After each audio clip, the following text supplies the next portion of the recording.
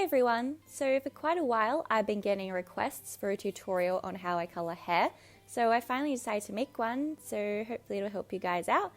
And since the character I'm using is Historia from Attack on Titan, I'll be showing how to colour blonde hair in this video, but I do the exact same process for any other hair colour.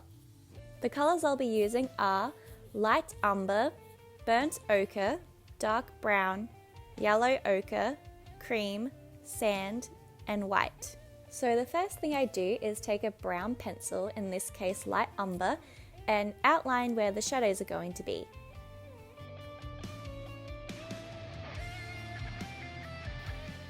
Then I lightly fill in the shadows with the same colour.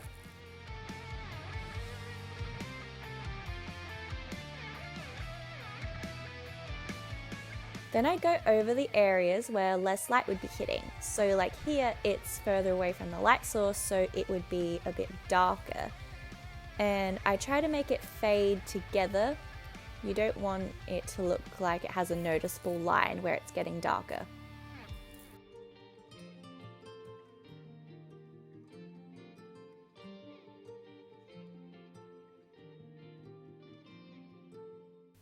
And once I'm happy with that, sometimes there are areas like this that would get even less light than the rest of the shadows. So I'll take an even darker brown, which I'm using dark brown, and go over those areas to make them even darker.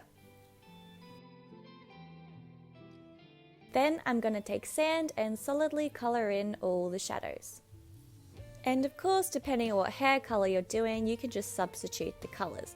So if I was colouring red hair, I would use black or a really dark red for the shadows and just replace the yellows with different shades of red.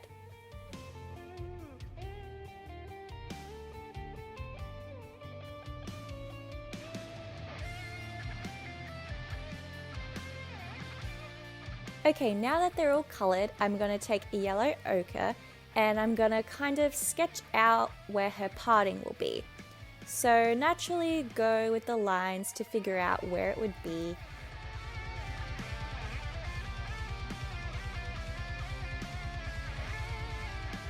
And then I flick the pencil downwards from the parting, making lots of little lines. And starting with the lines being a bit darker and gradually getting lighter by their ends. I keep the lines going with the natural flow of the hair, as I don't think straight lines look very natural. And then for the rest of the hair, I always turn the paper upside down, because I find it a lot easier and better looking if I do the strokes coming downwards. I find it a bit difficult to stay with the flow of the hair if I'm doing strokes upwards. So yeah, basically just doing more of the same thing, starting the line off darker and flicking the pencil so it gets lighter the closer it is to the light source. And leave a gap in between these lines and the ones coming from the top, as that's where the shine will be. Then I fade the colour a little into the shadows, just making it a bit darker in those areas. Also, I don't have all the lines the exact same length, I just randomly have some longer and shorter.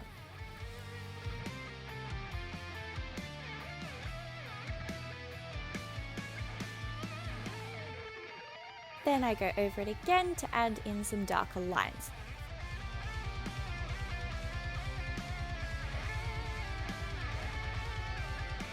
So now the shine has kind of been sketched out, and it should look like it's kind of curving around the head, not just straight across.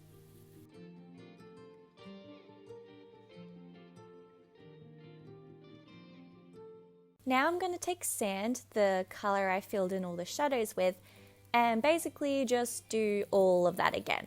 So just go over all the lines but with sand and make the shine area a little smaller.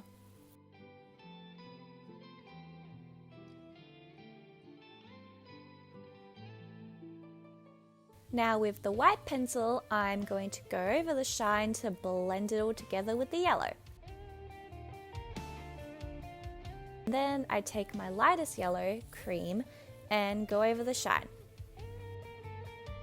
Then I just go over the lines again but with cream. Now I'm going to take a light brown, burnt ochre. This is the part where I try and make it look more like individual strands of hair.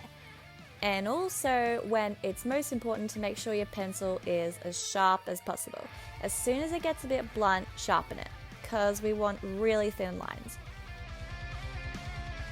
So basically it's just doing the same thing again, just lightly going over the lines, keeping in mind not to have all your lines the same length and also have some a bit darker than others.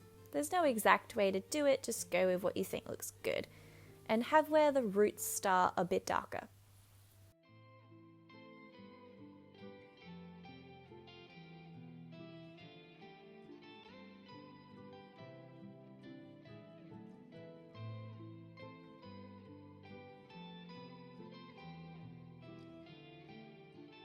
Then I go over the shine again with cream to blend it all a bit more. And then once again go over the lines with sand. Then I'm going to take dark brown again and do what I just did to the rest of the hair but to the shadows. So just putting in some lines to make it look like strands of hair.